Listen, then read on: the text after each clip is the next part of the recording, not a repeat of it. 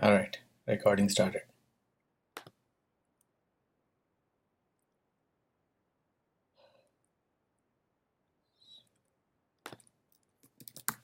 So far, you guys want me to cover Tesla, Shopify, Facebook, Beyond Meat. That's it.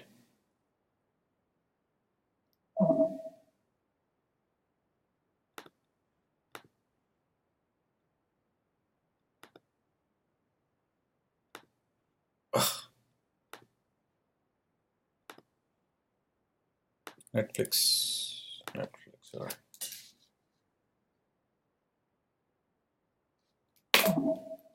Okay. Yeah, Luckin Coffee.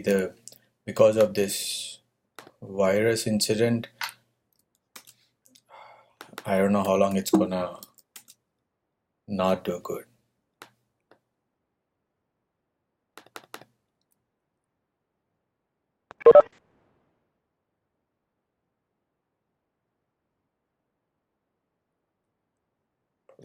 Position size.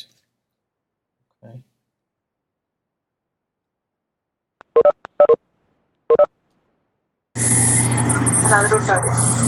అదృష్టం కాదు లెక్క.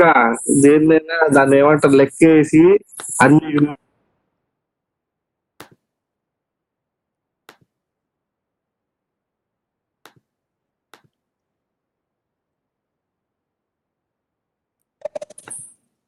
KB, do you want to mute everyone else other than yourself?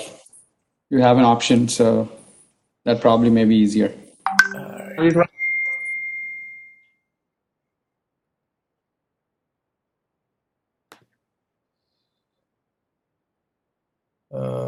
I'm looking for it.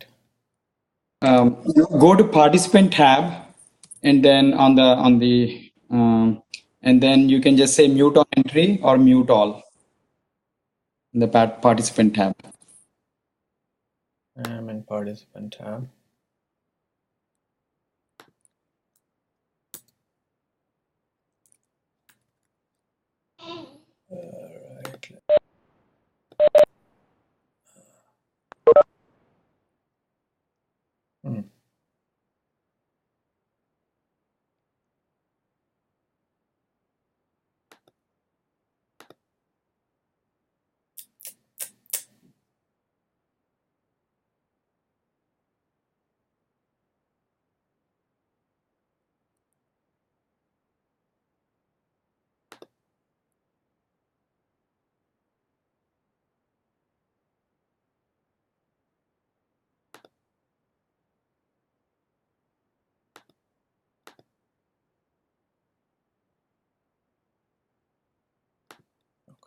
Right.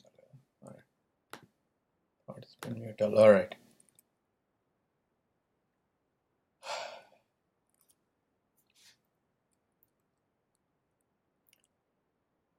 Just healthcare stocks too related to would be useful.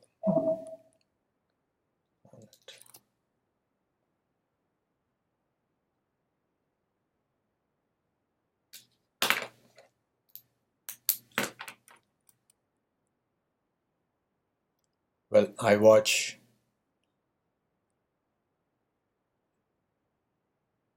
ES all day and all night.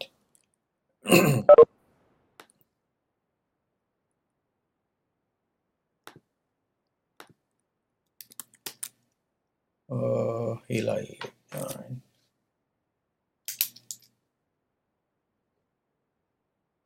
Oh, it's not Eli. It's okay.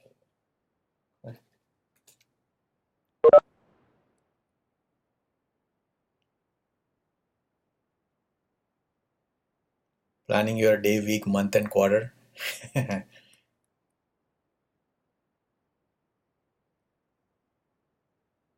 Sometimes it just becomes overwhelming to, even watch for a week.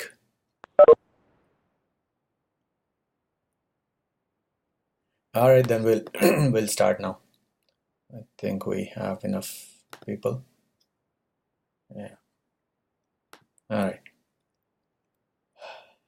So I will start with something called buyers shut off and sellers shut off.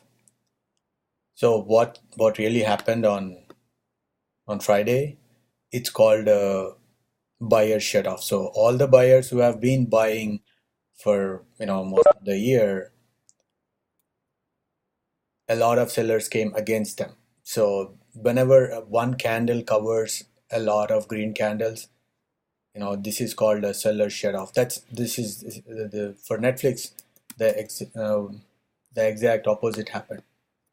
See, there were so many sellers here, and there's one big candle. So whoever was shorting or going against, been selling for all these days, they are all in loss as soon as this broke above 345. That's why I was saying above 346, it would be it would have a good run at least until 367, 361,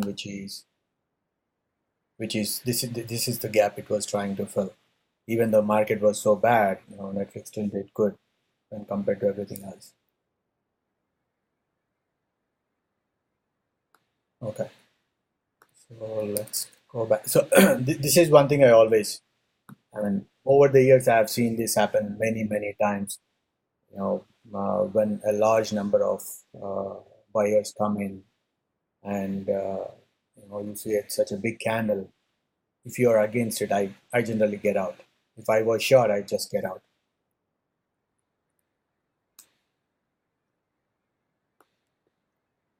So yeah, I did some price support points last night.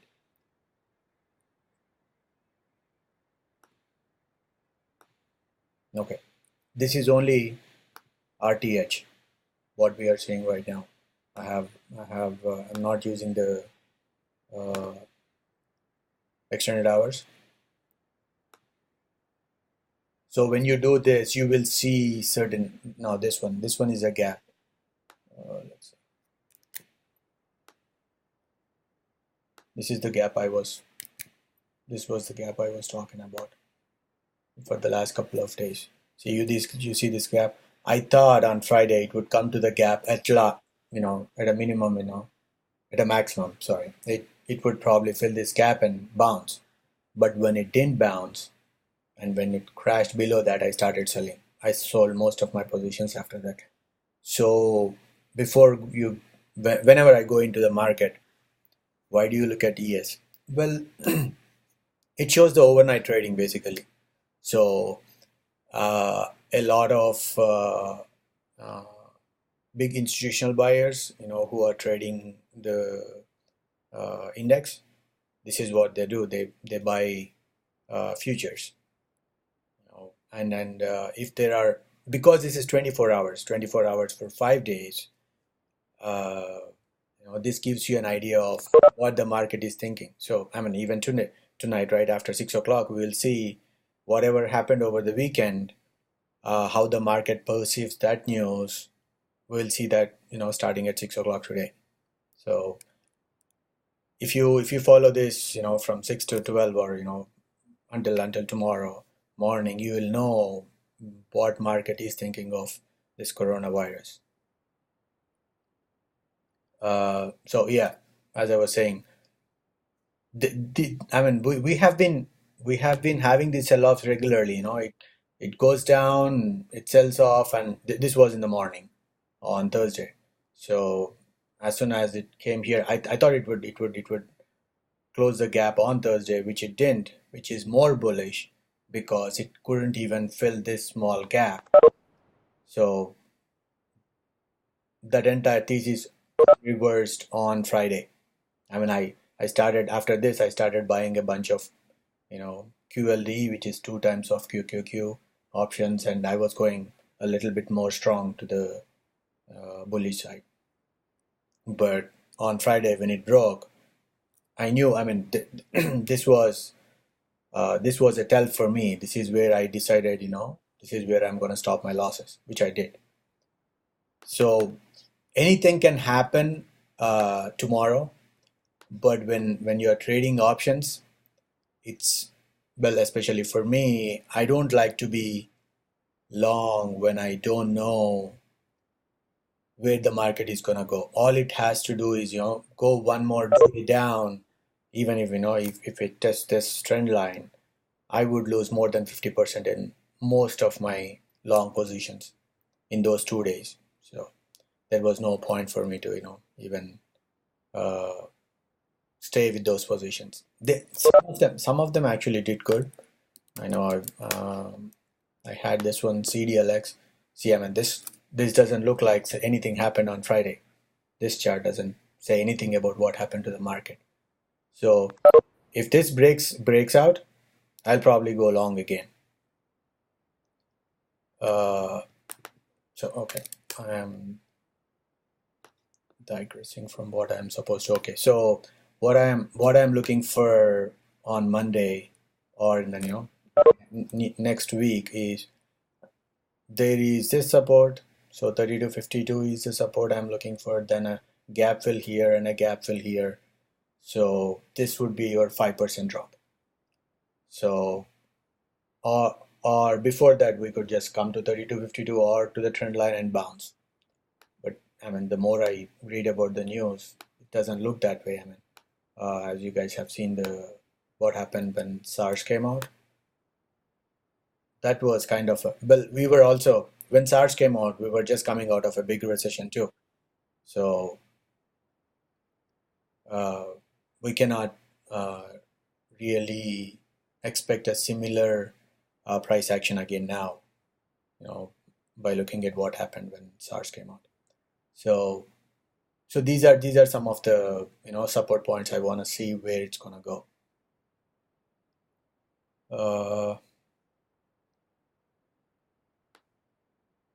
And I keep talking about RSI. I mean, I follow RSI a lot. So this is also a divergence. So from here to here, the price went up and the RSI went down at the same time. That's the divergence I keep talking about. So the relative strength in the among the buyers is getting lesser and lesser.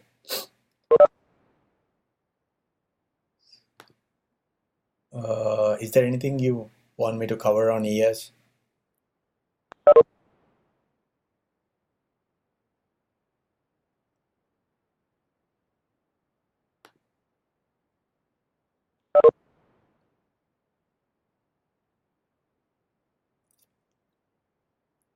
First hour of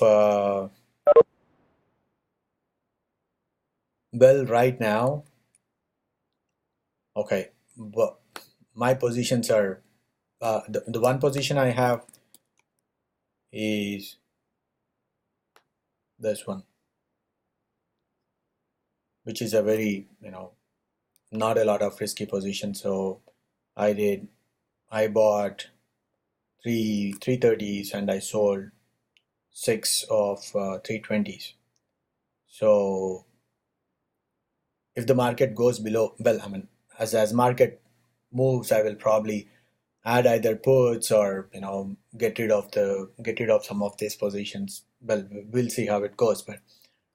This but with this one, I spent about 33 cents I think per contract, so that's about $90 I think. So for $90 I am covered for until 320.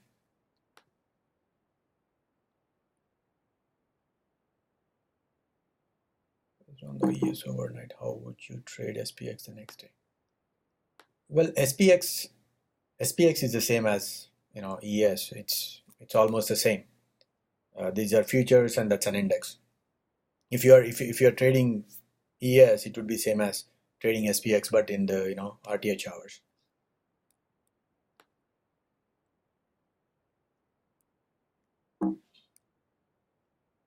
Any other indicator other than naked charts and RSI? Well, for me, mostly RSI is what I use, but I have a bunch of studies. I'll show you. These are all what I use. Pivot points, weekly very less, daily yes, but these are all available in Thinkorswim. I mean, nothing in this one is that I created or I didn't write any code in it. So on a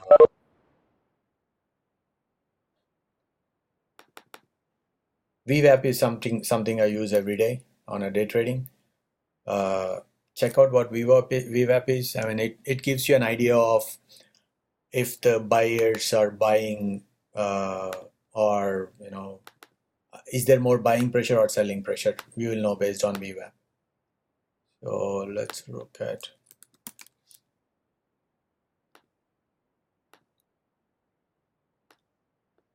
See, there were a lot of. So this is the average volume weighted price. So uh, I guess it's not tough to understand. How many people are buying times. Sorry, I mean how many shares are being bought at what price. Uh, so that's the average of this one. So I mean it did go really good in the morning, then it started dropping down. So for day traders, this is something a lot of people use. Whenever it comes down below VWAP, they sell, and whenever it goes above VWAP, they buy again. And then if you look at this one, there were two failures right at VWAP. So this is something I use. I use the simple moving average. I think we were talking about this, 50 and 200, and the Bollinger Bands, yes, all the time.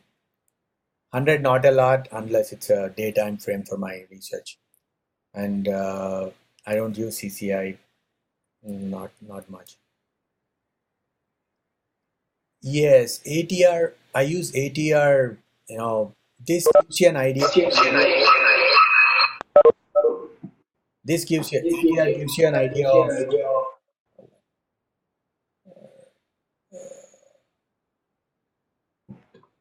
1 second, guys.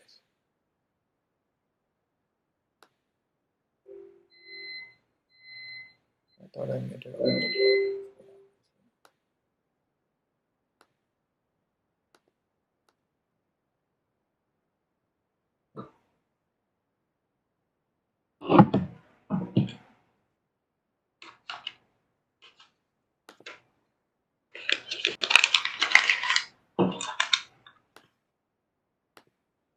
All right. So ATR is something. It gives you an idea of how much it can move on a particular day. So right now it's moving about $9 a day. So that kind of gives me, if it has already moved $9 on a certain day, I'll start, selling my or taking some profits. So it helps.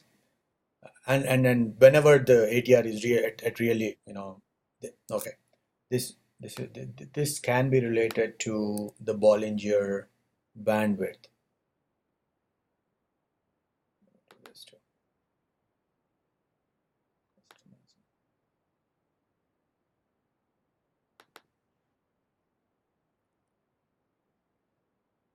Oh, it's very slow. Why is it so slow? All right. I always talk about the Bollinger Band squeeze. So anytime the Bollinger Bands become really narrow, then it becomes really, it expands. When it expands, it either goes down or goes up. So this could be the other way around. Now it's very narrow right here, and because it's breaking out, this could, the Bollinger Bands expand, and this can be related with your ATR too. So it's the average move per day will go less when, in a squeeze, and when the or when it becomes really narrow, and then when the squeeze expands, you will see that the bigger and bigger moves, and also the VIX also becomes much bigger. How significant do you think it is in a volatile market? It becomes, well, that's the thing about the news, right? I mean, uh, I do follow market profile that I was talking about. If you see, I mean, you can see the market profile right here, but if you see right from here to here, right, they started selling all. There was only selling. There was nothing else. I mean, there was no bounces or whatsoever. Even when I would call this panic selling kind of. Okay, but here this is something that's much more, sane selling where it comes down, it goes up, fails again, goes up, fails again, and goes down. This is much more reliable than this one, because if ES goes above 3302, from 3302 to 3319 or even 3329, this thing will happen really fast. This is what I was also looking at AYX, which I sold last time, but look at this big candle. This was a panic candle, okay? But whenever this 122 is passed, from 122 to at least up to 142, it should happen really fast, because there is not a lot of resistance. I mean, all those guys who sold, right? They sold in panic, and generally that this move also happens really until it broke above this. Okay, this should always happen. I mean, if it was a regular Friday, this could have gone all the way to 147 even, especially because of the results from team. It did pretty good. I mean, considering how the market fell down significantly on Friday. The Bollinger Band settings are, if you add it to TOS, this is exactly it's a default setting. So it's basically a 20-day moving average. The center one is a 20-day moving average, and this is a 2 standard deviation away from that price. That's it.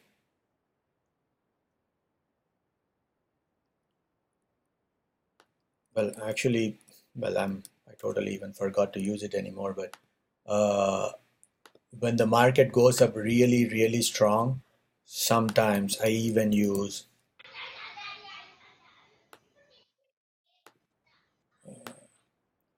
Bollinger Bands. What is this one? Okay. So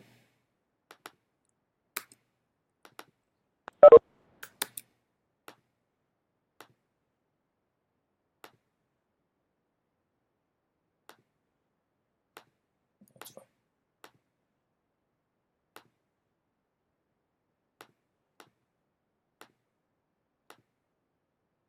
All right.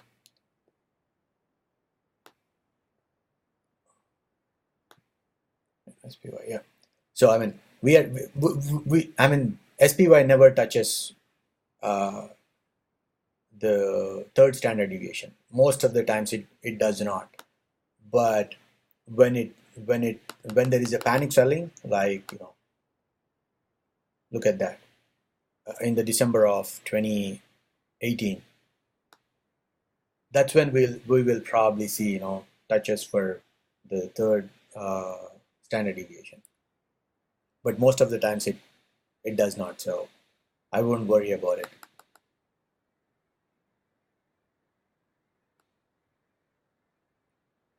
All right, so let's continue. I have a list of things that I thought I would cover. Okay, the other thing I wanted to cover is the breadth.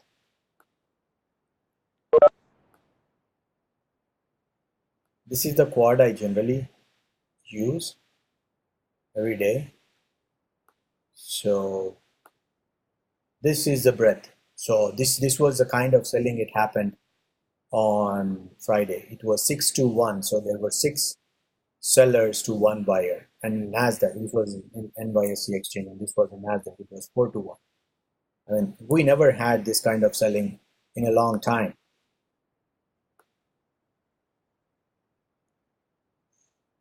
Not since September. No, early October.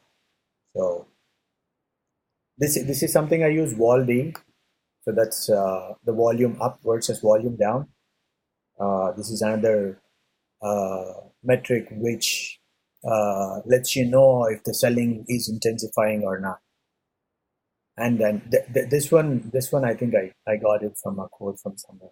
I can find it if anybody wants the quote for this. All you have to do is these are Thinkorswim scripts. So that's the one that this comes with the code. So but I can find it if anybody wants. All right, we'll do it. I think it was well, I'll find out. I'll find out and I'll let you guys know. But I mean, if you whenever you want to know how severe the selling is, this is one way, to look at the breadth. That's what I was talking about on Friday, that the breadth in selling was much higher than usual. Um, okay, other than the support for other than the support that which I will be looking for, in the next coming few days.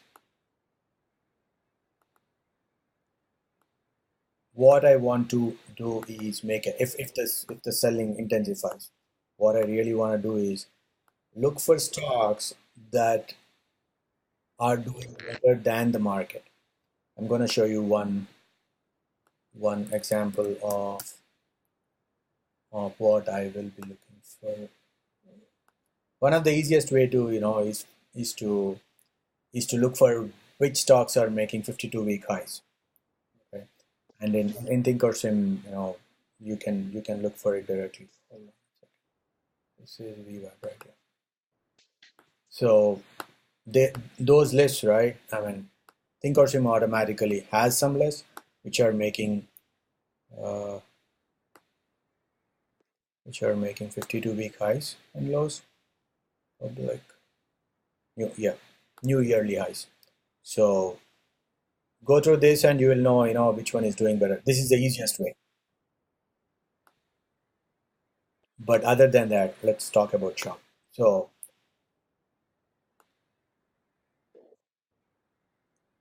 this was in the December of 2018. Look at how small the drop was in 2018.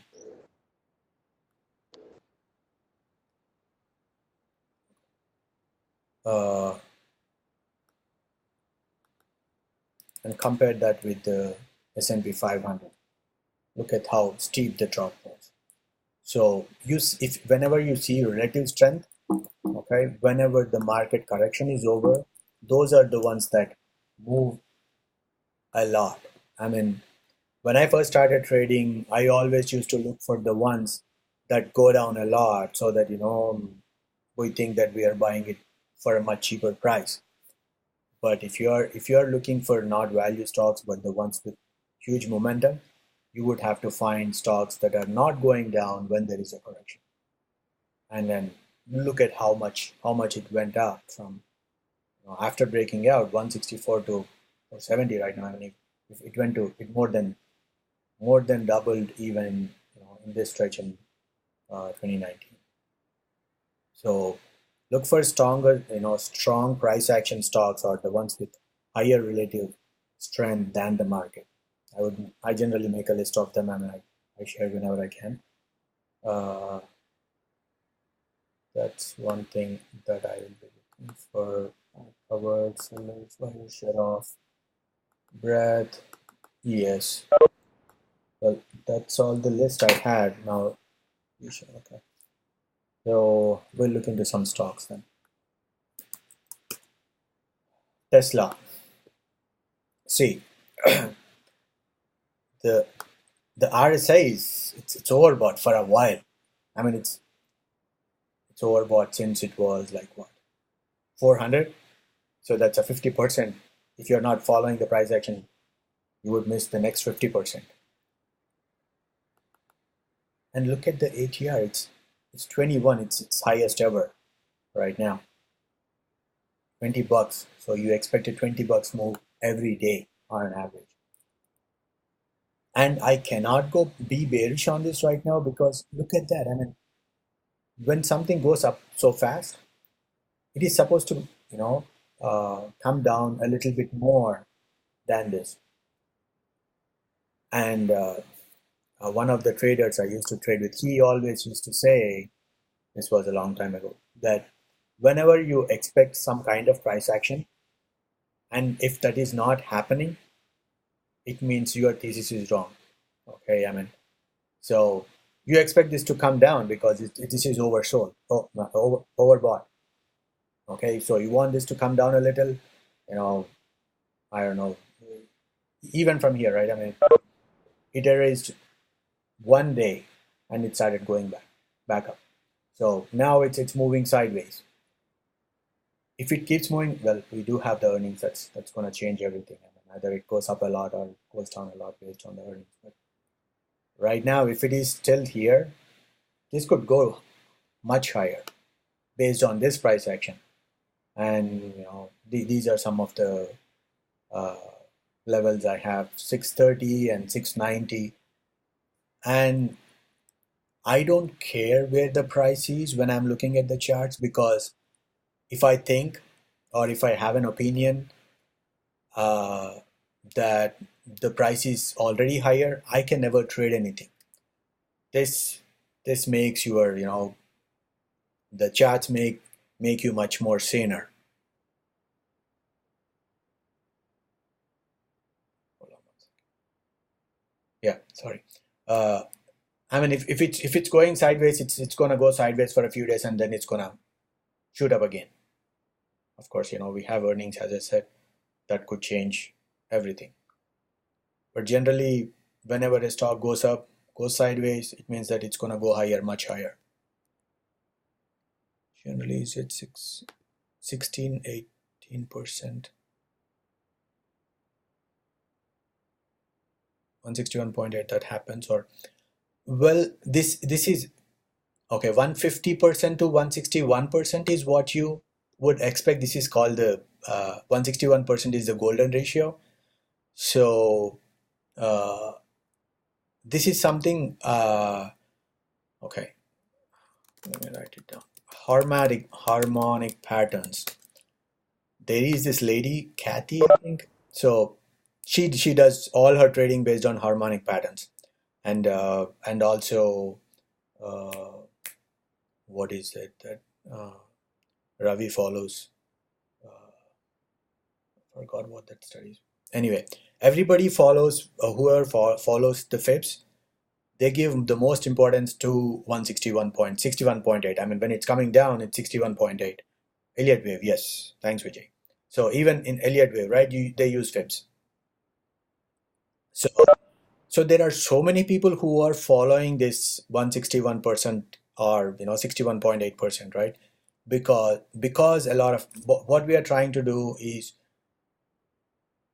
measure the number of people who would probably sell at a certain point, and we could probably do a little earlier, or take some off at that point. So yes, 61.8 would be my first target, but again, it is very subjective too, because somebody was asking, why am I using this low and this high right now? I mean, I could probably use this low and probably use this high too, and I'm sure there are a lot of people doing the same. So what would this give me? The 200% is right here, so that's not giving me any target at all. So whoever bought here, or whoever bought on the breakout of this price, they will double their money right here, and you will probably see some selling. Whenever somebody doubles their money, you will have a tendency to reduce the risk, because for many traders, the percentage of a certain stock in your portfolio, they want to limit it. For example, uh, uh, what is this? Mr. Wonderful, he was saying that whenever one stock in his portfolio exceeds 5% of his entire portfolio, he will start selling. Okay, so I mean, it's always a good thing, when you're selling something, because you don't want to lose everything that you made. So yes, I follow 61. But again, I do many fib retracements and see whenever these fibs coincide, that is much more stronger. And also, the longer the fib, that has more importance again. From here to here. So for people who bought on this breakout, they would probably double their money at 630.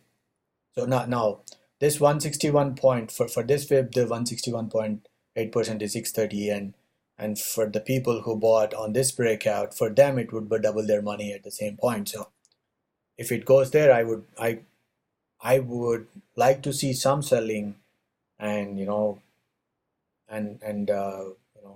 see some drawdown in the or pullback in the stock. If that's not happening, it means it is still a lot more bullish than what I have anticipated.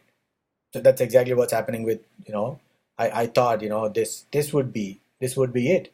You would see some selling right here, because anybody who bought in this area, they wants to sell. I mean, they don't want to go through such a pullback again. I mean, that's human tendency, that you don't want to go through whatever you have suffered during this period.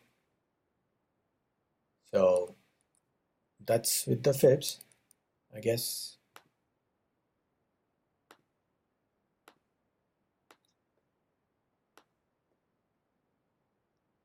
Any questions on Tesla?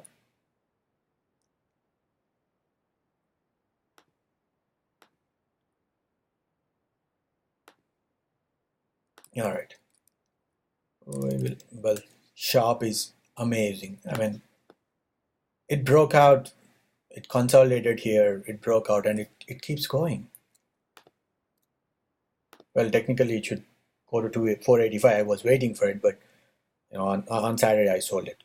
I mean, on Friday I sold it because of first thing, the RSI for many of these stocks are way overbought.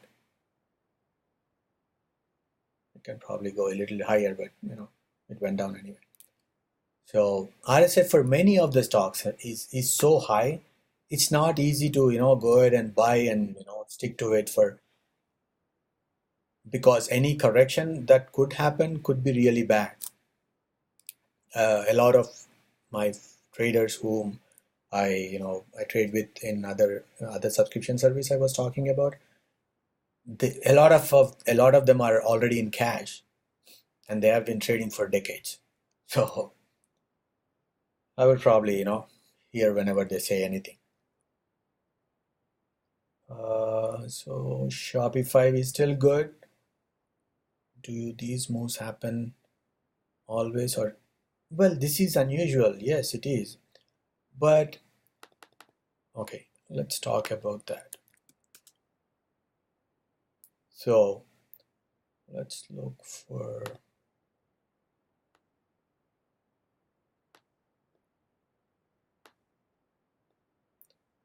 look at this 2014 and 2015. If you were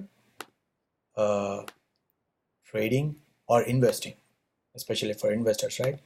This whole 2 years, you wouldn't have made anything at all. For 2 years, you won't make any money. So when market moves sideways for such a long time, whatever the move that's coming, it's either it's gonna go up much higher, or it's gonna go down much higher, much faster too. So I mean, even though this is not the same as this one, there was more volatility here, but for almost all this entire period, people didn't make any money, not really. So yeah, this is common. I mean, if this was if there was no virus scare right now, we would probably be going much higher. And it's not like it's going you know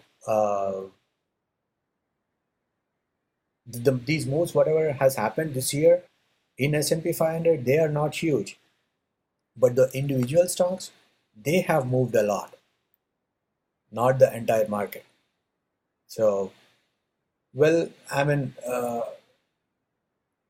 the RSI staying above for such a long time, yeah, I mean, I was not comfortable. I had which I have said so many times in our group. I'm not comfortable, but this is the time when you trade little. I have reduced my sizes, uh, almost to two-thirds of what I used to trade. Uh, after the first 6 days of trading, so I would probably like to see a little bit more. Okay, there is one more one more which I would like to share. There are too many that I follow, and sometimes it's hard to share content. Let me see if this is it. Let's see this. Can you guys see this? The bullish percent index. I mean, this is a free chart, for anybody who wants to, follow. I can send you the link in the group if you want. But I mean, whenever, but can you guys see this? The NYSE bullish percent index in stock charts. Okay, cool. So this is a contrarian indicator. So whenever the bullish percent index goes much lower, it means that is when you should go long instead of short anymore. So this is a contrarian indicator. I mean, it came to 68 and it failed many times, near 68, but that does not mean it's going to fail now. But I mean, this gives you an idea of where to, trim your positions and where to load up more. And this is for stock charts. This is free. So let me share this with you.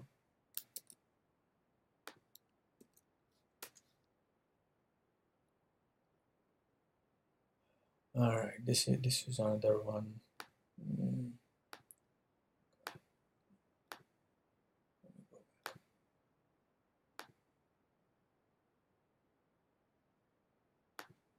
All right. Oh. All right. Let's look at other stocks. We covered Tesla, Shop. Okay, Facebook.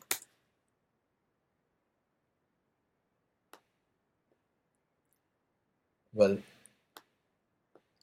this was a 2018 high. Well, I should say it kind of is struggling. I mean, this is not a perfect breakout.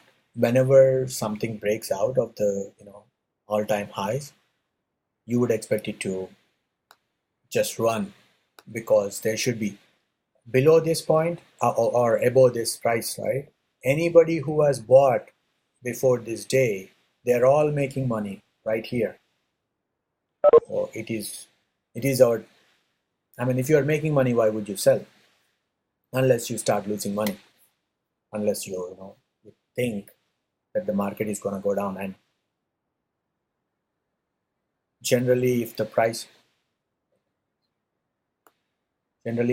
says that it's going higher, just stick with it. Have a stops, or for me, I mean, to 1862, this, if it broke down, because it broke down, I could be a seller, and I will probably have an alert.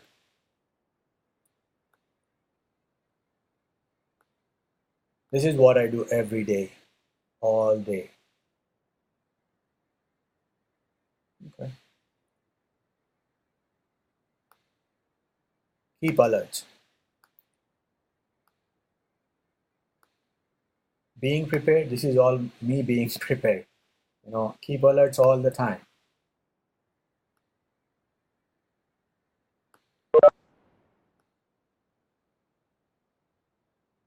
So if it breaks above this, I can just go ahead and buy. That's it. I don't want to. I'm not going to do more research whenever an alert comes, because the research I do is before the market, not when the market is happening.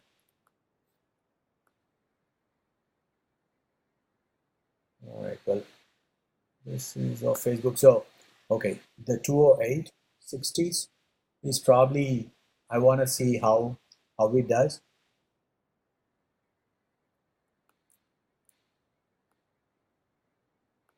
At this support. So if it comes here, I'm gonna follow it again. So that's the alert for.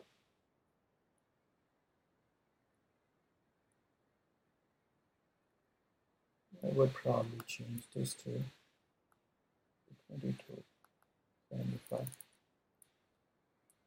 Guys, if you have any specific questions, let me know. Yeah.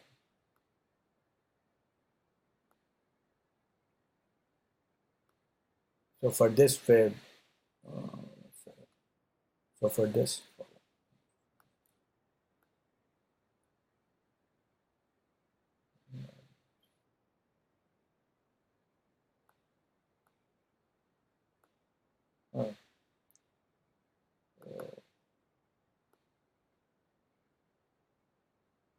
so 203 is probably a good bet that it might go down to. If it goes there, this is actually, I mean, this is only a 30% retracement. It's the other way around. This is supposed to be 0, this is supposed to be 100. So yeah, 60% would be 30, 38. So it could go all the way down to 192 if we have that, the big correction that we were talking about. But we'll see where it goes. Facebook is something I follow regularly. Beyond Meat. Well, in a way, this is bullish. And in our group, somebody was saying that what are those options? I think it was 14th or 17th January, I think. No, sorry, 31st January. 31st January, 170 calls. There were plenty of 170 calls.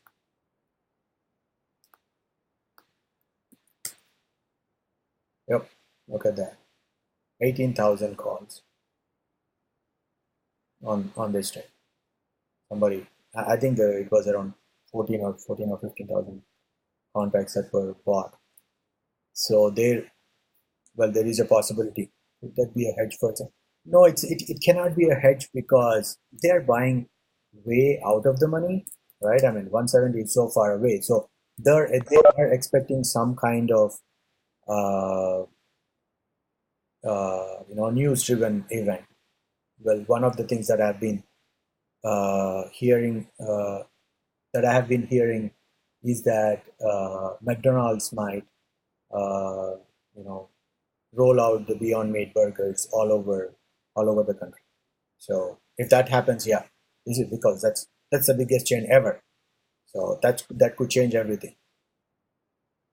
I see you are setting up alerts for entry, but for exit, I noticed that you have been getting out when the trend is broken, or if the options goes below 50%.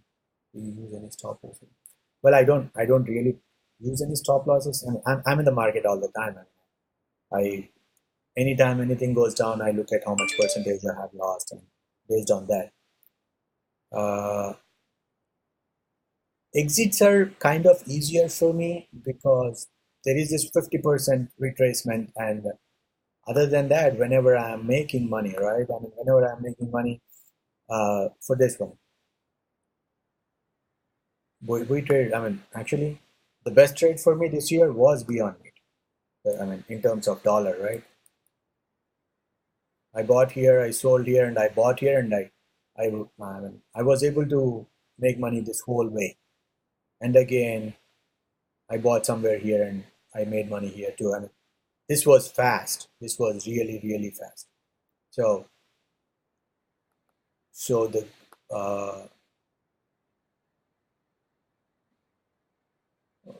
yeah, this was the resistance, the 134, and it came exactly to that resistance.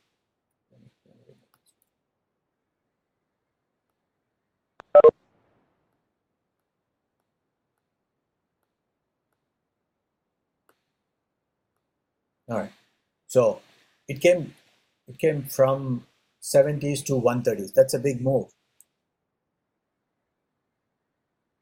Oh, yeah. Well, I mean, that's all I wanted.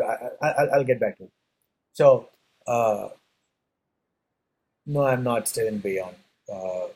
Well, whenever there is such a huge, well, this is a breakdown of this chart. There was support here. I mean, it went up here, and this was a support. It went up, and when this broke down, this was a huge selling. So anybody who has bought in this area after this broke down, after this breakdown of the chart, anybody who whenever a lot of people would like to at least get out even, and that would happen to any major, breakdown of the chart. So that's why I was so sure that we will see a little bit of, pullback at 134. And when, especially when you are trading options, when you see a huge resistance, you take some off. I mean, but by this time I was still like one fourth in the market. But when it started going down, I came out because this is a huge move and this is a huge resistance. So this was I mean, it's in a different color. So I mean, I have done that. I had that for a very long time. I mean, this resistance level. Okay, I was talking about, yeah, the beyond. Well, one second.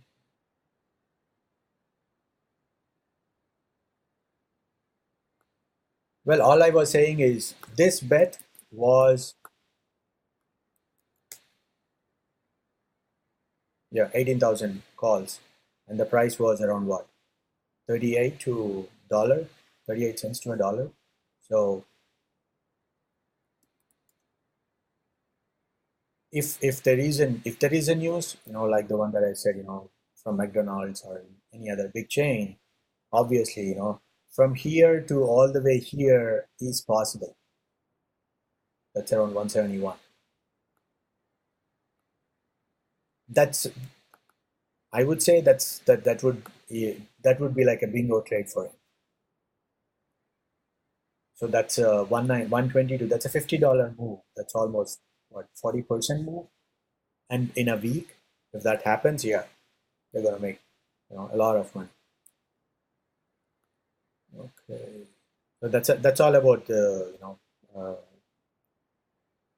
unusual option activity in that and beyond. Let's see, it's going sideways. Okay, well, I actually sold it on Friday again. I didn't want to be anything in the market.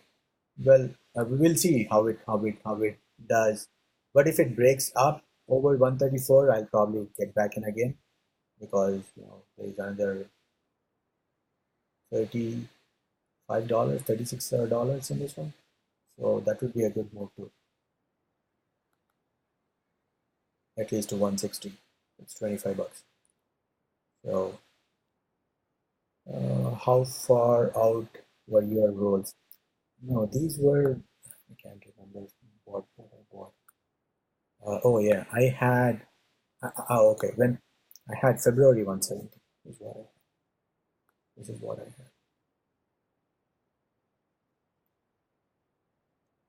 had. I do look for the volatility index all the time. Let me check how it is. I think it is. The volatility is still high, I think.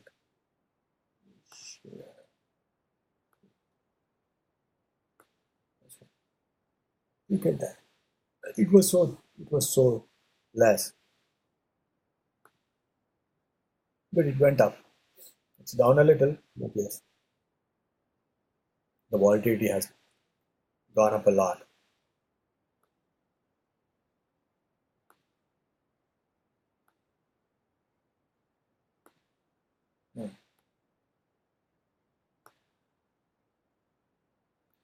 Most of the time, I mean, other than the stocks like Beyond, uh, the one that I want to keep, for longer periods of time, for like example, like Microsoft.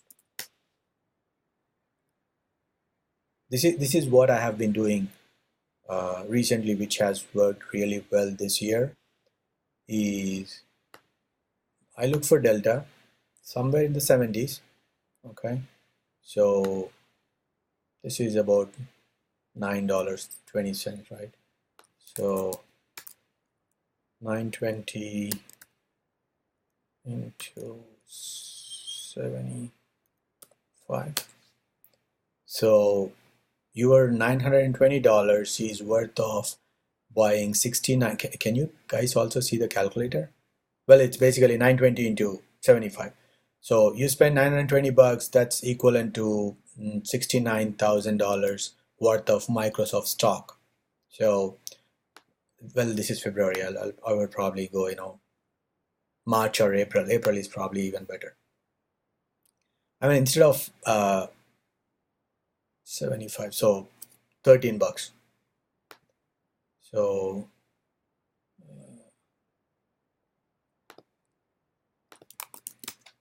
73 delta times $13.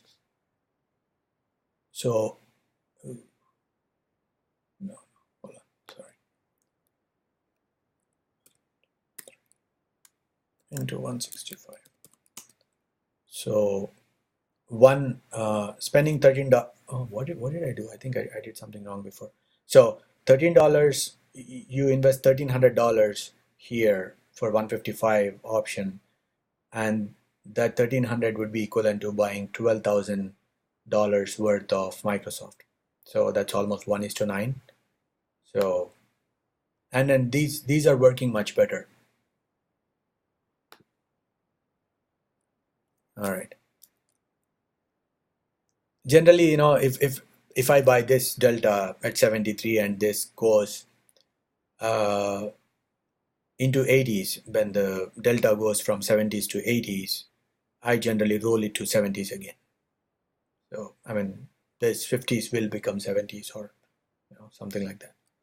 While buying options, I have observed you look for a higher deltas and some in 40 to 50 deltas. This is the decision made based on price. No. It how long I want to keep that stock is what I decide on. So if it's a blue chip, I want higher. So the higher deltas are basically stock replacement for me. So instead of buying $16,500 for 100 stocks, I could probably buy 2,100 or 2,150 and own 86 stocks of the same. So generally, I mean, whenever I do this, if I was buying 80 stocks, I would probably buy 2 options of this. So I am risking more on that trade, but the reward will be more too. And the Microsoft chart has been amazing. I mean, oh yeah, the one that I was talking about, the shop, right? I'm not. What I'm trying to say is when the market was very volatile, right here, what did Microsoft do? It barely moved down. It moved sideways. This is a very. If you were in the group, I will always saying that during this period it has been very strong, and whenever these break out, the move is always swift. It goes really fast, really hard. I mean, this happened with JP Morgan. I mean, breakouts are amazing for a momentum trader. Breakouts are amazing. Whenever breakout happens, it goes up really fast, and the options you make, the options are the best bet when these things happen. And if it breaks out and it goes back into that channel and into this price levels, right? If it breaks below what is that, 113, 119, right? I would probably sell. I mean, I would take my loss and get out. The idea is to take smaller losses and ride the bigger moves. If a breakout happens again, how far do you get option like next week? Well, I would above 140. I would think again, probably 80 days is a lot, but yeah, I would probably buy 125, or if that thing goes above 140, this 59 would probably become mid 70s. So yeah, then probably April 130s. I'll probably buy a couple, and the price would be probably around 1100, I think. And if it is, you put $2,200 in it, and that will be, oh, this is JP Morgan. My bad. That's what I was thinking. Yeah. So 63. Yeah, 63 will probably become mid 70s. Oh, this is all wrong. Hold on, guys. I got confused. The breakout about one. So it's only $3 away from the breakout. I mean, if the breakout happens now, this has much higher. It has shown no reduction in even momentum when compared to the market. I mean, this has been going higher every day. So yeah, I mean, pick anything from 70 to over 70 days, and the thing is, anything below 40 days, the theta takes over. So even if the market doesn't move, you'll start losing money on the option. So generally, anything 65, 70, 80 days is probably a much better bet when whenever I'm looking for a stock replacement. And delta 70s is good enough. If it goes to 80s, roll it over to 70s again. And I think I rolled like 3 or 4 times Microsoft in the last couple of months, and then Microsoft has done really good. Could you give an example of how you size your initial position, roll up position?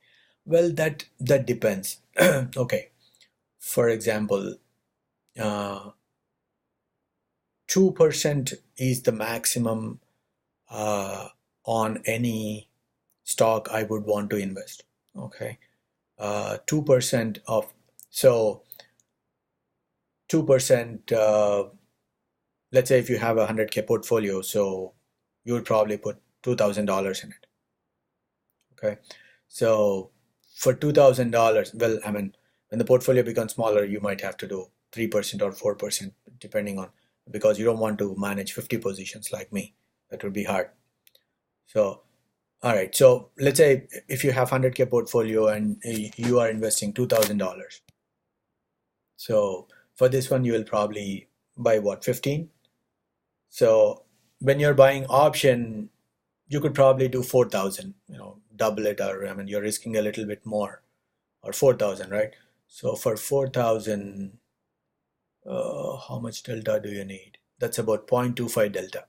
So if you're buying Microsoft, you want a delta of 0.25, yes, 0.25. So for this one, you cannot go buy this one. I mean, that's going to be a little risky because you will probably lose more money because the theta is much higher. Okay, and then it is only $1.55. So I would probably do 155 and 175 spread. So that would be 73 minus 30. That's around 0.4 delta, which is probably okay. Or even this and this one. Yeah, that 155 and 170 spread. So that's one way. I'm assuming the initial position you are talking about is about the options and not the stocks. Okay, all right, cool. Well, I mean, if you're trading like Amazon, yeah, if you're buying options, there is no other choice other than to buy a spread, because or else you're not going to make any money. I mean, the risk would be much higher. That's what I mean. Somehow I am failing with the credit spreads. I barely do credit spreads. As you said, liquidity is high or something. How do you decide the spread versus naked other than, well, see, as a momentum trader, I would want to risk less and make more. So when you are doing credit spreads, it's the other way around. You're actually risking more, but the probability of the credit spread is much higher to make money than you know uh, than doing the debit spreads. So, but again, I don't have a lot of experience in it. The only thing that I do when I do credit spreads is much similar to this one, which is 1:2, or something like this. If I do probably 328 and let's see, this is $5, right? Yeah. So 320, 330 and 324, you will probably make, this is $5, this is 6 plus 6, 10. So you make about $1.10, I think. So credit spreads was never enticing for me most of the time, unless I want to, buy the stock and I know the stock has gone way too higher and it has way too higher volatility. The collar strategy. So basically the collar for collar. The reason I was doing collar is because I don't know where the market is going right now. So here I would probably, let's see, you buy the stock, you sell this option, you sell a call option and you buy a put option, so that, for example, if you buy the stock right here at 329 and sell 328 for $4. Sorry, buy the 328 for $4, but instead of uh, losing all that $4 for just insurance, I also wants to sell some call options so that this money can be used to buy the puts. So I want to be in the market, okay, but the maximum I'll make is until 333. So if you're buying it right now for $329, this is let's say this is $4 and this is $2. So you're effectively putting 329 plus 2, 331. So 331 to 334. So the maximum you will make is $3 on this trade. That's it. But if the market is not going anywhere, okay, and you are just protecting your investment with just one put, you would probably lose money, because when the market moves sideways, the value of the put goes down. But when you do this, the value of this goes down, which you sold, the value of this one will also go down. So some of the loss here will be recovered from here. So it's kind of a trade I would like to do when I'm not sure what's going to happen next, which is where exactly we are. And there have been many instances. For example, next week, if they say that, okay, we found a way to contain this and we are good, market will shoot up like this. A lot of shorts will get killed. Whoever is willing to short this market. That happens all the time. And one of the reasons I don't want to short it right away is because we have a lot of earnings this week. Apple is there, Facebook is there, Tesla is there. So that could, if they give good results, and if you're short, you would be screwed. Sometimes I feel that not being in the market is not a bad idea. See where the market goes until it gives you a trade with conviction. Just watch, see what's going on. I'm sure we will still find much stronger stocks that does not care about the market, and will probably, it's much easier to trade them. Okay, let's say you made 2,000 from 4,000 on an investment. How much you put back in first? Well, I don't really look into how much I would put in, rather than if everything is basically depending on the delta. Okay, so if my delta goes from 70 to 80, it's easier for me to go back to the next 70s. So these 50s will become 70s and just roll it over there. but those things will change based on where the price of the stock is. For example, let's say if we have a breakout and this thing goes all the way to 189, I want to trim. I want to, put probably 1/4 or even less, 1/5 of my initial investment. So technicals are key for me, but you know, this stock replacement strategy has been working in a way for me. Okay, when I had stocks, it was hard for me to figure out how much of the stock I should sell, other than figuring out if I had 3% of 2% of my portfolio in it and it became 3%, which is a 50% move. That does not happen in a year or so. So if I'm looking for just 20%, how much would I sell? Just 20%. So it was a little harder for me to figure out how much to sell. I mean, this thing has made it easier because every time the stock goes up, the delta also goes up. So the lower delta becomes whatever was in 50s now is now in 70s. So I am essentially putting the same amount of money in terms of the stock for the next roll up. Madhav, did you understand what I mean? Okay.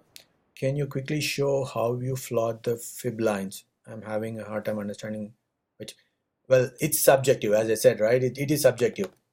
Just pick any two, one bottom and one top. I mean, here, I actually changed this recently and I put this one in here because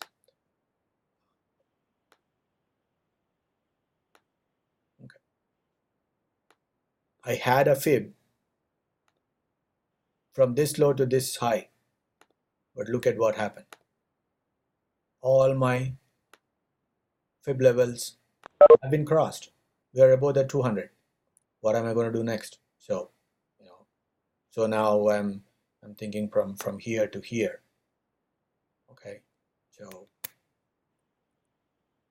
and most of the times the longer your time frame is. So, for example, if you are doing a weekly, the more powerful it is, because for the long-term investors, they were watching these. If the institutional buyers come in and start selling, the selling is much severe.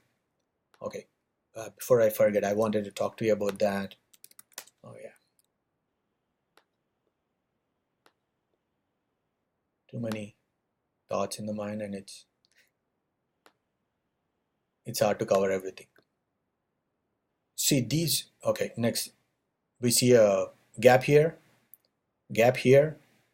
So all these gaps, right? Generally, all these gaps in a sane market, there are no gaps. Okay. Anytime there is a gap, the gap is filled and it moves higher. Gap is filled and moves higher anytime. But recently, especially in January, that what we have seen is it gaps higher and it goes, gaps higher and it goes. Whenever that happens, I don't think there are a lot of long-term investors interested in that. Long-term investors who are trading ES, well, I used to have this was in 2014 or whenever I was part of Mr. Topstep. That's one of the subscription services, and they were doing a lot of futures trading. So, and then those guys, there was a couple of Wall Street guys who used to come in and talk. Those guys were doing hundreds of millions of dollars in each future, but they are long-term traders. So what they say is anytime on this breakout, if you buy it, that's it. I mean, they're gonna wait. They're not gonna. Anytime there is a small gaps or even larger gaps, they are gonna wait until it comes back and tests or fills those gaps. So for us, those gap fills, we have at least until here. Okay, so that's another 100 points. That's 1,000 points for Dow Jones points. So that's still a possibility. Okay, that's all I wanted to say about that. I mean,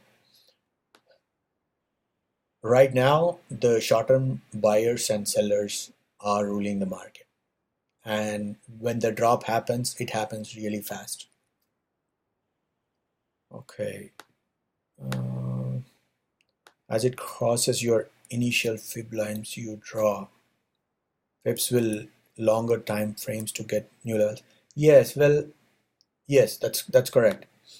Well, I mean, longer time frames are always important. I mean, what is it that we're doing? Okay, longer time frames are always important. If you are a long-term trader, you wouldn't want to look at the daily chart at all. Look at the weekly. This is probably your best bet because you don't want to buy and sell, and you know, if you don't have time for that, this is exactly what you should be doing. You should be looking at the weekly charts. That gives you will be much saner if you are looking for a weekly chart and not worry about it. For the all-time high stocks, do you use fib projections for? Yes, I do. And there is no other way to figure out where it's gonna go. And well, my fibs, okay. There are other uh, I'm trying to think. Hold on, 1 second.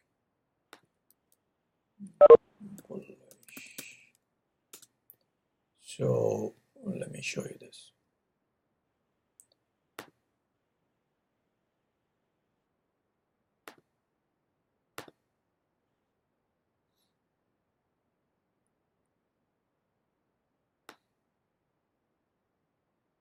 A lot of people use, you know, bullish flag and bearish flags all the time.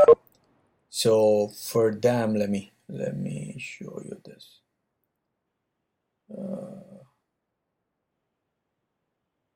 Share content. Share this. All right. Can you guys see the stock charts again? Share. Sorry. Yeah. Okay. So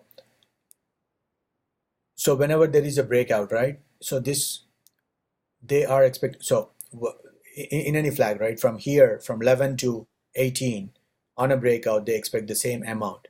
Okay. This would be much similar to what we are doing with the fib retracements. So I mean, there are what I mean to say is there are other ways to figure out where it's going next. So, but fibs is something that I use most of the time because it gives me multiple levels. Uh, Hold on. The other ones I want to show you.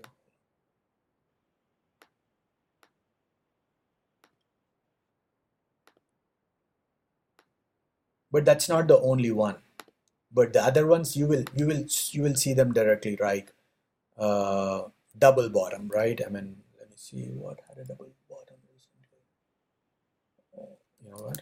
I have this thing right here. This is not a daily chart, but it doesn't matter. You know, time frame should never matter in charting. If you're doing a day trade, you know, you would probably do a 1 minute anyway. So if this was a daily chart,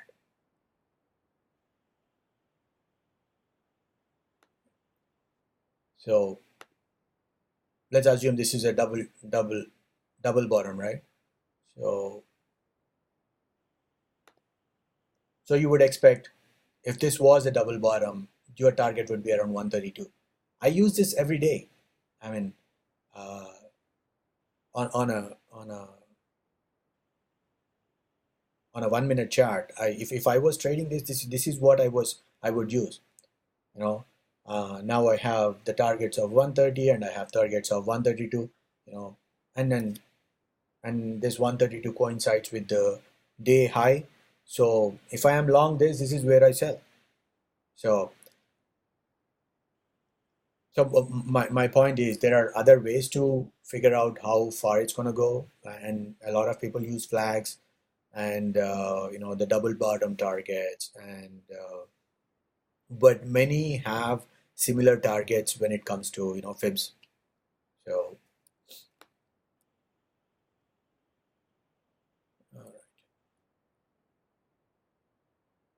I guess that's it. Uh,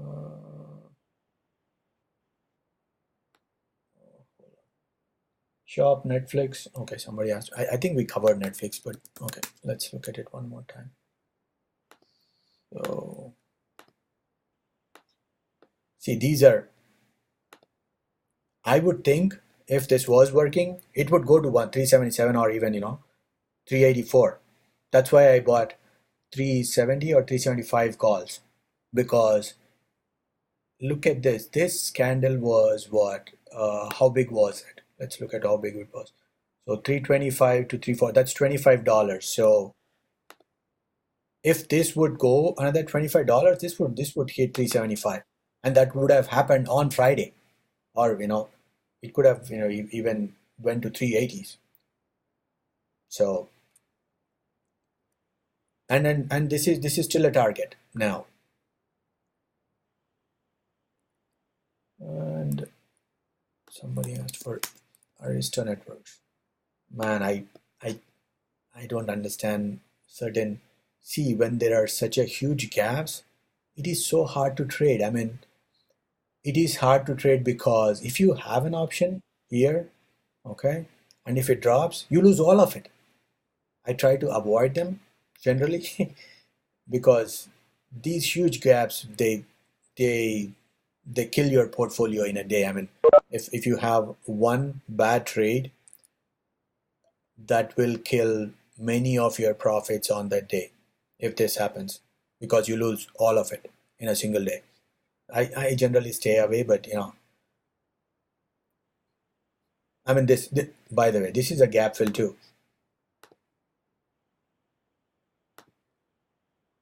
So it looks like the gap is almost filled. What's that?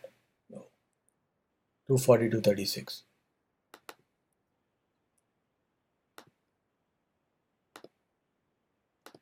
Okay, the only way that I can trade something like this is have a much smaller positions. I mean, when I don't find anything else to trade. Looks like, this 242 to 36 was a problem here and it broke down. Looks like this is a resistance right here.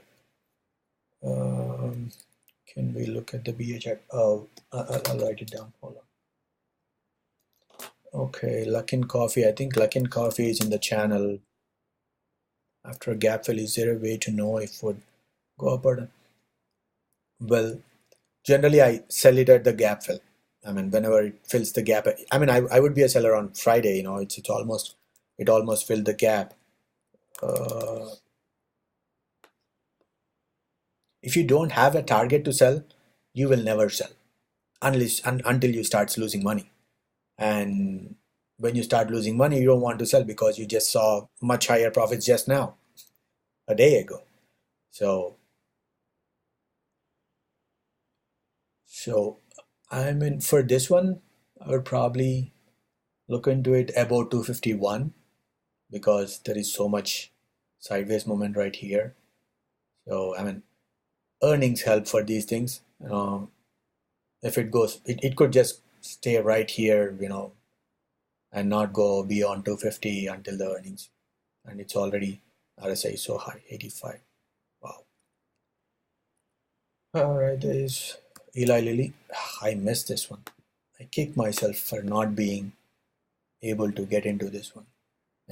This was an amazing time to buy. I missed this, and I even missed this one too. But looks like, and anytime this goes up, look at that. This is a parabolic move. This is a parabolic move. Whenever you are in options, and if there is a parabolic move, that makes you a lot of money.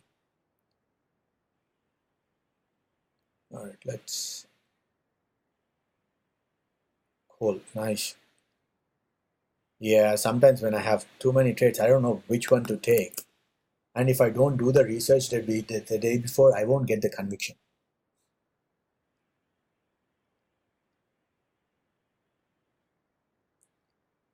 Well, that's good. What else? BA. Let's look at BA. Okay. Well, BA is so news driven right now. I wouldn't know what to do. But what I have seen when I was looking at it yesterday, every time it goes below 30, there are buyers coming in all the time. For now, if this goes above 330, I mean the news driven stocks, it's hard to trade. You could probably have something like buying in May or something, or probably a spread 320, or yeah, 58 is what, $16,000, 20,000 maybe. So 315 and probably 20 delta, maybe 50 and 20 delta. So that's around 30 delta. 30 delta would be around $10,000, and you would spend around 19 minus 5, about $1,500. You will probably, But other than that, trading every day, it has not been easy. The BA, I mean, I don't even know when to sell, because algos are trading a lot on BA, and the moves have been really, really swift. All right, BA we are done. I think Baidu. Yeah, this Baidu chart is amazing. I mean, it got screwed so much. I mean, 284 to 93, I mean, the results were good. I mean, I would probably look at this and figure out what's really happening in China. This could probably tell us. This one and Baba, or in a broader context, KWeb probably. I mean, this has all of them. And I was looking at this, and I sold KWeb on Friday when it broke this 49.74. This was a huge loss for me. I mean, I bought here. I bought here. I added here. Went down, and looks like it's not gonna do any better. But well, when you are wrong, you're wrong. So, but yeah, Baidu, this would probably, because it has been such a strong stock for this year, this probably will help us. All right, could you? Oh. Okay, hold on, guys. I need to write these down. We'll go through them really fast. Then. Hold on. We have Teradyne. All right, Eli Lilly's Crowd. All right, Adobe, Google. Okay, if I miss anything, let me know. All right. So let's look at Teradyne. Well, you know what? For Teradyne, it's weird. Look at that. I mean, the next day it opened higher and it came down. The same thing happened here again. It opened higher and came down. But this has nothing to do with how the results were. I mean, people would want to take some profits off. I mean, this year alone, it moved from 68 to 81. That's a huge move for anything. I mean, there is a possibility that, the overnight buyers were too aggressive, or, that's FOMO. So Teradyne is one of my semi stocks that I follow regularly. I mean, I haven't traded it as much as I wanted to, because the pullbacks were really smaller. Let's see, semis. So Teradyne, yeah, it's one of them. So these are the ones that I do like, which I trade regularly. And Texas Instruments not much, but because it's a bellwether, I want to see where it goes. But other than that, I trade AMD, Qualcomm, LRCX, everything else. Well, and then the best way for me for now is to figure out how it behaves at this trend line. That's it. If that breaks, this is probably the trend line.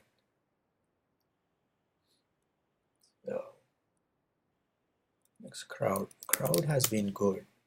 Crowd has been really good. Yeah, well, it was overbought and it's moving down a little bit. Well, 56.84 is a good fib. I would probably check.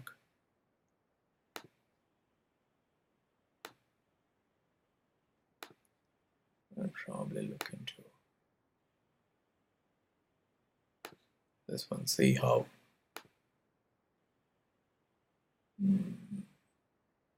Well, could come to 54.63 too. That's a 38%, so 50% retracement and 61. Even 50%, when it comes to retracements, even 50% is sometimes pretty good. But there have been good buyers. Let's see if there was some panic. Yeah, this is a panic selling. Look at that. I mean, this is ridiculous. This is much sane, but this is bad. And this is weird, right? I mean, we just drew it, but it went from 0 to 38% and started bouncing. So we'll see where it goes.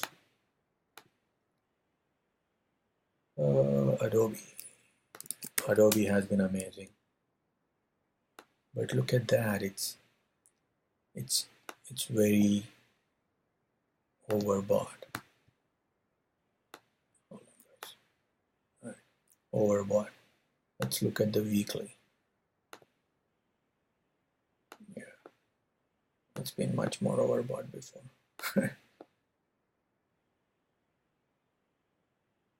Well, it still looks good. If you're holding stocks, I would still hold it. Do you care about RSI when you look at the long-term chart? Yeah, of course. I always look at RSI. And what this is what I do. Well, I generally don't post these messages, but this is something I do too. For example, let's say if I have Adobe 330 calls, right? And if that's what I had for MasterCard, but let's stick with Adobe. So if I have 330 calls, okay, and I look at the RSI, it's way too high. So what I would do is, this is April. I will probably go to February, anything less than 30 days or, around 30 days, and 350. So I go look for, around 2022. This is a good delta that I want to sell. So I would probably sell 370, because if the market is going sideways, you will make money here and you may not lose a lot in your April calls, and you will probably make this $2.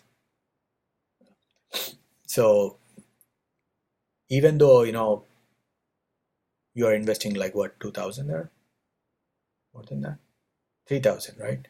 And this is only 200, but this still helps. These smaller trades, they definitely help you protect your longer moves. So, but I mean, again, generally deltas 20 and below, there is something else to probability of touching. What is that? Here. There are so many ways to, let's try, figure out if that's going to make money or not. Probability of in the money. So delta is around 16%. So there is only 16% of probability that you might make money if you buy this, based on what's happening right now. Okay, that's really less. So there is 85% of chances that if you sell this, you will make the money. That's so much better. So I do this too. And if it moves from 350 to 370, I wouldn't mind, losing $2 or anything above 370, until the expiration. So hold on. So, Amazon.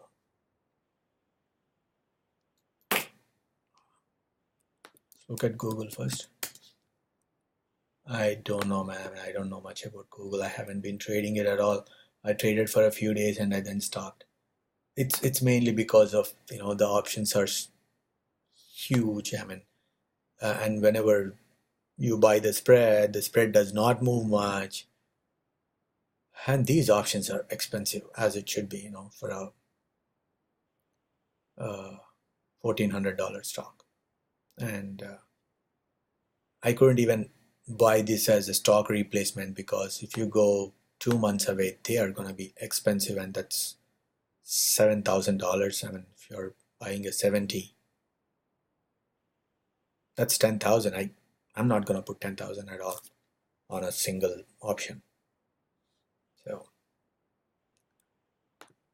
but I mean, as a stock, this is doing amazing after Sundar Pichai came, and also look at that. This entire sideways move, anything that breaks such a huge sideways move, it's almost what? July to almost 1.5 year for it to break out.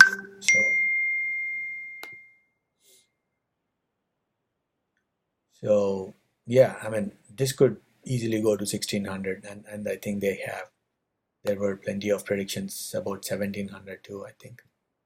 But probably a good one to, hold long-term stocks, I guess, for me. Google, do you care about? Okay, that's done.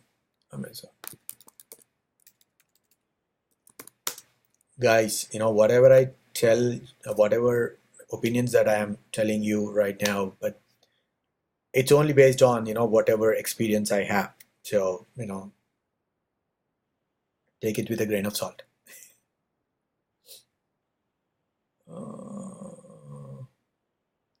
What's your recommendation for data and trading for short-term portfolio? Like use charts to buy and sell with stop limit approach. All right. Okay, let's first look at Amazon. I mean, this is moving sideways. I don't know what to do with it. I mean, it could come to 1800, or a break above 1900 is probably a good one. But think about this. When relative to the market, relative to Nasdaq, right? Look at where it is. I mean, Nasdaq is trending higher. Why would I want to buy Amazon? Something that's not moving at all when the entire market is, going parabolic. I wouldn't want to. I mean, I want to be in a stock that is moving. And this could move too. I mean, with so much of sideways movement here and here. And if we look at this entire, what, about April? I mean, people haven't made any money for all this time. I don't want to be in Amazon at all unless, if it breaks this 2000, it's gonna run. It's gonna run really hard. So that's all I have for Amazon. Amazon has been a huge premium killer. That's because it's a bigger stock. That's it. It's the same problem with Google. It's whenever you buy any option in Amazon, right? I mean, you have to look at the theta. Theta is much higher, obviously, because of how big it is. So for 1860, you put you lose $1 even if it doesn't move at all. So you have a long weekend, you lose $3. That's it. So I mean, the best. I mean, if I am buying anything like Amazon, I would probably do a spread. That is the best way. Anything, Amazon, Google, any of those, high price stocks, I generally do a spread because theta here is $1.14, here it's $1.12. So why not? You're not losing any. You probably lose 2 cents for 6 cents for like 2 days or 3 days of no movement in Amazon. And again, I don't want to trade something that's going sideways. I want to trade something that's going higher or lower. That's where all the money is. How many? I mean, I can only hold so many positions. So I want to hold positions that are moving. Either my position tells me I'm whether I'm right or wrong. The faster the movement, the better it is for me. Either way, right? I guess I covered most of this. Okay, I'm not into options. What's your recommendation for your day time trading for short-term portfolio? Well, the stocks that we buy for options that are much riskier, even when you're doing stocks, those corresponding stocks. So one of the best one, as I was talking about, AYX was amazing, and as soon as it broke, oh yeah, we were talking about double bottoms, right? This is not really an ideal double bottom, but this can be considered a double bottom, and from 95 to 1 for that $10, you will see that $10 114 to 125. That's one way to figure out where it's going. So yeah, I mean, most of the stocks that I follow are are momentum stocks. So I guess that answers your question about what's your recommendation for data. Next. Any view on pot stocks? Man, those pot stocks, either you make money on the same day or you lose. That's it. That's how it is. Longer term, this looks good. I mean, as long as this stays about 22, it looks good. But how long does it take for it to come below 22? It's horrible. I mean, when you lose money, you lose money really fast too. So, all right, next Tilray. Tilray is the same, I think, but Tilray is doing better than the others. I don't know why. Since the CEO came on CNBC, this has been doing a little better. But I mean, right now I don't have any. And the volatility is way too high too for these stocks. So look at that, 90%. $4 move in 26 days. I mean, let's look at this one. There's a $2 move. That's a 10% move. So if it moves against you, all right, next. More coming. All right. What research you will do tomorrow, country? Well, what research you will do for tomorrow, country? Well, that's what I've been looking at. Where it's gonna go. That's what I want to know. Where it's gonna go. And as long as I don't see conviction towards higher, for it to go higher, right? It has to break this Friday's high. That's when I'll be more interested in buying any of the long-term stocks right now. How do you filter the momentum stocks that you trade?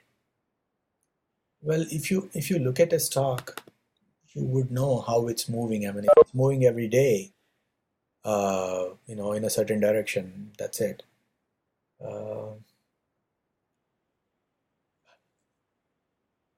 Momentum stocks are basically that are moving. That's it. They're not more going sideways. They're either going higher or going lower. And sometimes there is one way to figure out if it's going higher or not. Look, this is a momentum stock, even though the moves haven't been much bigger. If you see, for every 2 days at least, it's making a new high. Every 2 days. So it means that it is moving. I mean, there are more buyers every time it goes higher. I guess that's the best way I could describe Kiran. MasterCard. Oh yeah, volatility. Hold on, guys.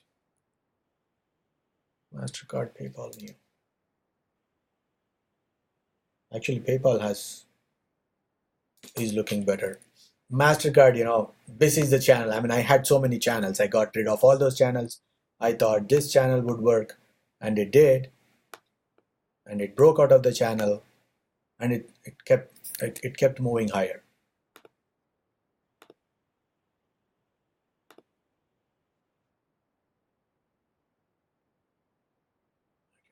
Let's put it this way, yeah. So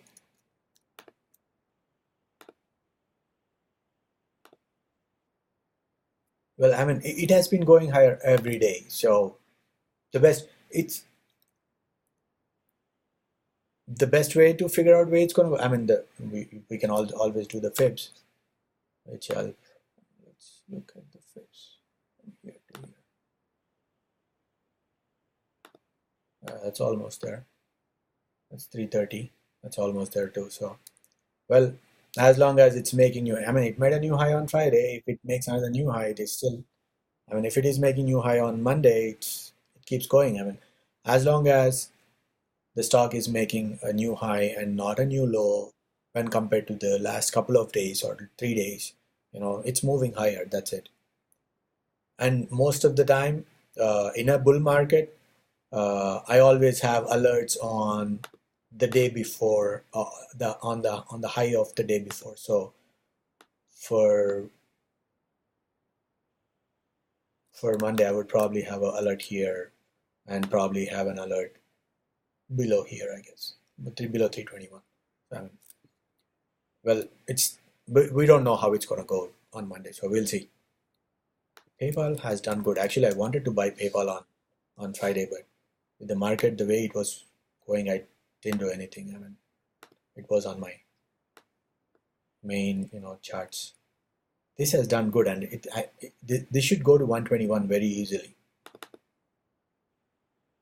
It had a huge move, and this is a nice cup.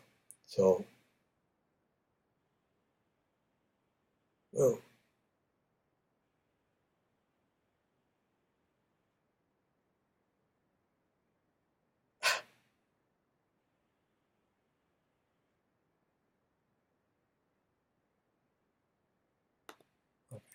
all right. So, yeah, this is a nice cup, and this could probably move sideways and then break out. This could be when this breaks out, PayPal will have a huge move, really big move. Look at the cup and handle patterns, and they work really well when it breaks out. All right, guys, I think I might have missed a few, but put it back in the chart. Neo, yeah, Neo. Well, it's moving sideways for now, I guess, but it is still in the uptrend. If you have stock, I'll probably look at the trend line and just stick with the trend line. That's it. Trend line for Neo for now. The major, see, this is a huge sell-off, right? So above $6, this could move really fast. Whenever there are not a lot of, or whenever there is a panic selling, that move generally happens. This is what I talk about, liquidation breaks. People just sell for no reason other than everybody is selling and they're losing money. So whenever the market gets into that range, it moves really fast too. So, and why is there a 693? Let me check. Oh, yeah, well, looks like 588 has the biggest resistance. I mean, it has been a support for so many times, and when it broke hard. So yeah, so 588 is probably I would look for 588 6 level, I guess. About that, I would probably be a buyer.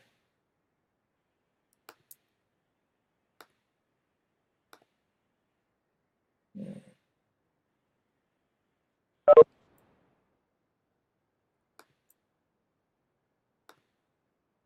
That's it, guys. Anything I didn't cover?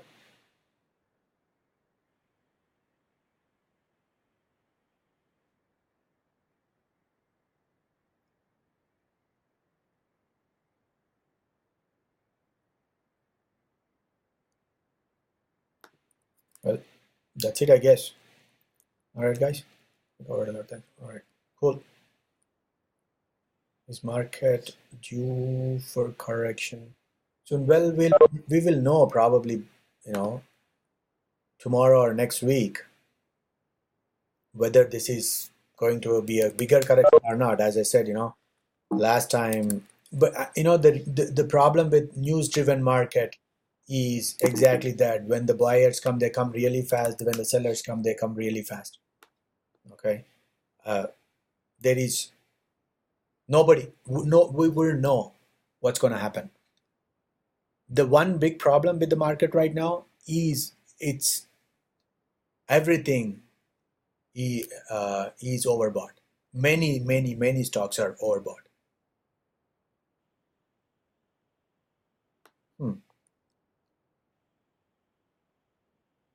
Yes.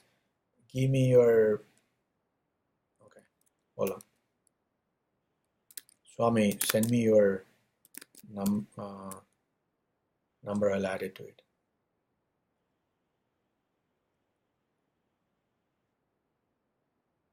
So yeah, I mean everything is overbought. I mean sorry guys. So I mean I've been saying MasterCard, Visa, many blue chip names, and I mean Apple, Tesla. There are so many companies that they are all overbought. I mean look at that. Why would anybody wants to buy when it's so overbought? So if there is a correction, we'll probably see a lot of buyers again. So a, a, I am actually looking forward for a good sell-off. That's what I'm looking for. All right, guys.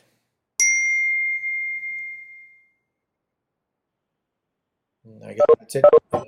I will send you the recorded. Hey, yeah, thanks, KP. I think Google Drive probably may be a better place to put the recording on. Yeah, we'll do that. I'll do that. Thanks. All right.